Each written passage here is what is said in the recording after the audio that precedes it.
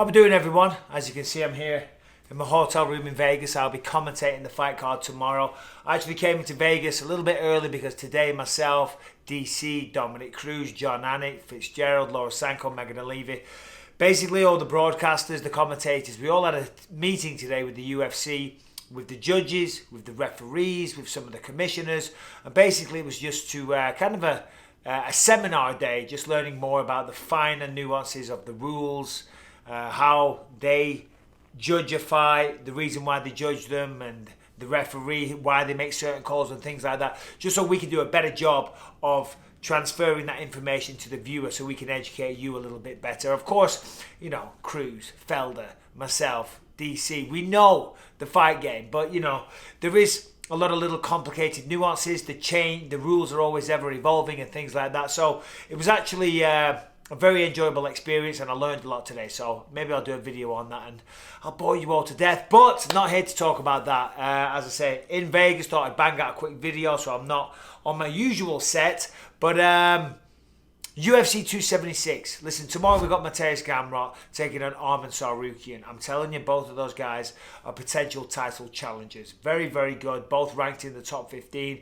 Two of the most technical guys in the lightweight division. And in the lightweight division, that is saying a lot. So I'll probably do a post-fight breakdown from the Apex tomorrow when the fight's finished. But I was just going through the MMA news and I saw a story about Robbie Lawler. Robbie Lawler, the legend, the former champion, has been a part, or had his first UFC fight, made his debut in 2002. 2002, I mean, that is mind-blowing. And the guy is still fighting on pay-per-view, as I said, next weekend. And 20 years fighting at the highest level of mixed martial arts. It's crazy. Now, granted, he fought outside the UFC for a while.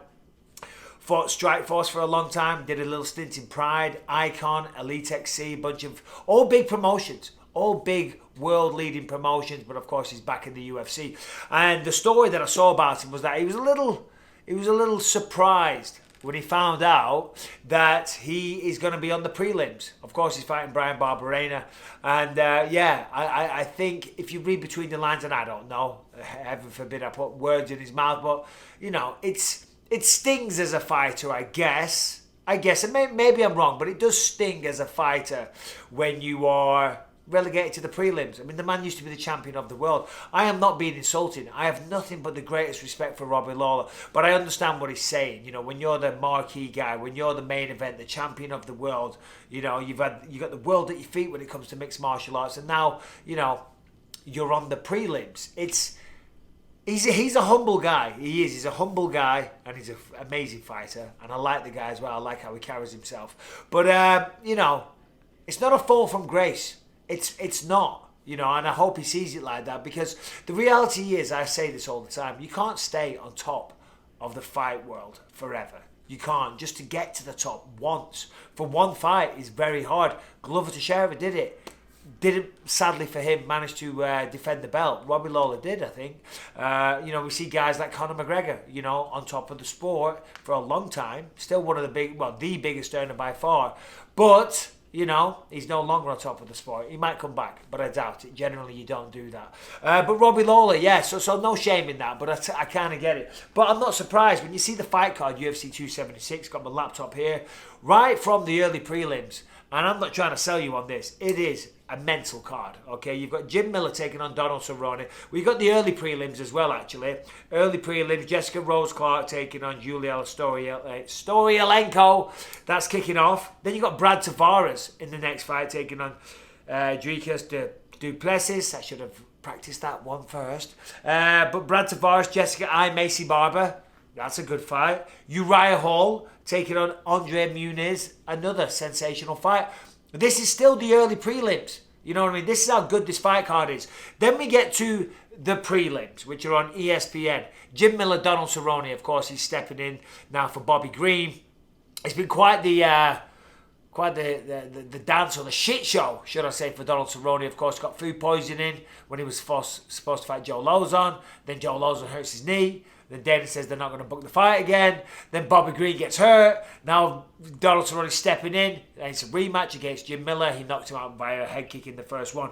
Then it's Ian the Future Gary taking on Gabe Green. If you don't know Gabe Green, he's having a great career. Won his last fight by knockout, I believe. But the interesting thing about Gabe Green is that up until recently, the man was pretty much blind, according to what he said. His vision was absolutely terrible, and then he had a procedure on his eyes, and now he's got 20/20 vision, and you can see the difference in his fighting ability, and he's going to need those eyes and need that vision because he's taking on Ian the Future Gary. Ian Gary, the future, fighting out of Dublin. Tremendous fighter, having a good run, former Cage Warriors champion. Still on the prelims, guys. Then we've got Robbie Lawler, Brian Barberena. I mean, come on. That is a fun fight. Brian Barberena always brings it. Love the guy. All-out action every single time, even though he's got the painted fingernails for his kids. His daughters, they choose the colour of the fingernails every single time. And yeah, Robbie Lawler, come on, man. The man's a legend. 100% Hall of Famer, without a shadow of a doubt. And then Brad Riddell taking on an old training partner of mine, Jalen Turner. So the prelims are absolutely fantastic. And then we get to the main card. Now, main card, Pedro Munoz, Sugar Sean O'Malley. I mean, this guy's incredible what he's doing. Got a tough fight, fighting number 10 ranked Pedro Munoz. Pedro's only won one fight in his last 5. So he's coming into this one in a tough position. Last time we saw him against Dominic Cruz, he landed in the first round, had Dominic in a bit of trouble, but Dominic, being the experienced veteran that he is, rallied back and ended up getting a decision victory. So Pedro coming into this one, he's in a tough spot. He needs to win. He's going up against Sean O'Malley, the man with all the hype. Okay, and the man's incredible. I love the way he fights. I love the style. I love the technique. I love the haircut. I love the fancy clothes. The man's got a pink Lamborghini. Okay, I mean, that's ballsy. If you're going to get a Lamborghini, yeah, okay, a proper hot sports car like that, a supercar, you want a flash, outlandish colour. But hot pink? Hot fucking pink? I don't know about that one, so that's ballsy. Gotta love it. Well done, Sean. You're the man. Lauren Murphy, Miesha Tate. That's a pivotal fight in the flyweight division. Apparently, if Miesha wins this one, Valentina Shevchenko was saying herself she should be eligible for a title fight, given the body of work that she's had. Of course, Lauren Murphy, she had a title fight herself against Shevchenko not long ago, so a big fight in the women's division. But now we're getting going. Now we're getting into the good stuff. Sean Strickland taking on Alex Pereira, right? Sean Strickland's an absolute wild man. This man's out of his mind, okay? Says extremely controversial things, and that's coming from me, okay? Says it controversial things, but fights well. Talks to his opponents whilst he's fighting, talks a bit of shit, which I like. And as I say, I don't care what Sean says. I don't care how controversial he is, because I'm watching him fight in an octagon, okay? I don't want him to run the country. I don't want him to be a politician. I'm not getting him to teach my kids. I wanted to beat people up in an octagon, so I couldn't give a fuck. So yeah, Sean's a lot of fun to watch. Good boxing. Very, very good jiu-jitsu, actually. Very underrated ground game. Not so much in the wrestling department, which is what he's going to need against Alex Pereira. As we know, Pereira, narrative. If, obviously he's beaten Israel Adesanya twice in kickboxing. One time by close decision, one time by knockout. If he beats Sean Strickland, well, in fact, regardless, whoever wins this fight is going to be fighting whoever is the champion.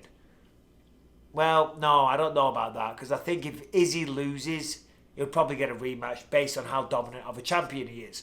But if Izzy wins against Cannonier, then whoever wins between Sean and Pereira gets to fight Izzy. So, yeah, I mean, Pereira, he's done great. He's done very, very good since he came to the UFC. 2 wins. Last time out against Bruno Silva wasn't exactly the dominant fight that he was looking for, but he got some octagon time. He got a bit of experience, and Bruno Silva, the person that he beat, he's no walk in the park. Prior to that, he had 5 wins in the UFC. So, yeah, that's a big one. It all depends whether or not Sean Strickland can take him down. Can he get him on the ground? I would assume Sean has been doing a lot of wrestling in training camp. And then we get to the 2 fights, the 2 big ones, the title fights. Alexander Volkanovski taking on Max Holloway for the 3rd time. You know, and a little part of me feels sorry for Volkanovski, and I don't mean he has my pity. I sympathise with his situation. That is a better way of me putting it, because those fights were really close, okay?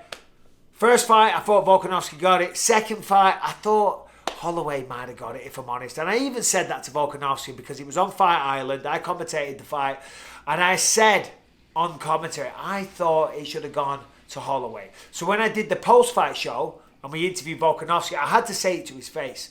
I'm a man. I've got to say it to his face. I've just said it on TV. Now he's standing there in front of me. I had to say it to him there, and I hope he didn't think that was disrespectful. I was just trying to say what I say on TV to his face, and I delivered it very, very respectfully. The reality is, neither of those fights were a robbery. They were extremely close fights. There wasn't much in it, okay?